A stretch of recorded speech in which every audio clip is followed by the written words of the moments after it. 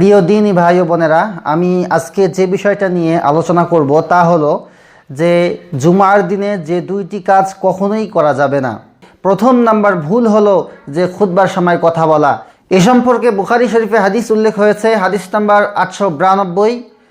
হযরত আবু হুরায়রা রাদিয়াল্লাহু তাআলা আনহু থেকে বর্ণিত, তিনি বলেন যে রাসূলুল্লাহ সাল্লাল্লাহু আলাইহি ওয়াসাল্লাম বলেছেন, জুমার দিন ইমাম খুতবা দানকালে যদি তুমি কাউকে বলো যে চুপ থাকো, তাহলে তুমি জুমার সওয়াব নষ্ট করে দিলে।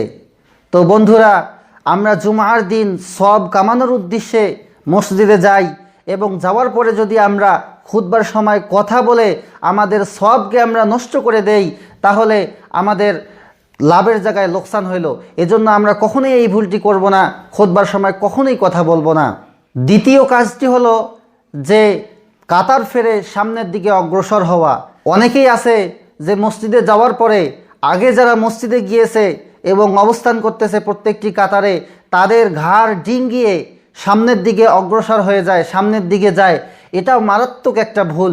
এ সম্পর্কে হাদিস উল্লেখ হয়েছে তিরমিজি শরীফ 713 নম্বর হাদিস।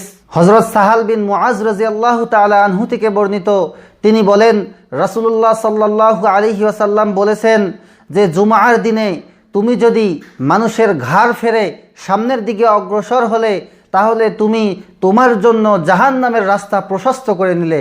নাউজুবিল্লাহ।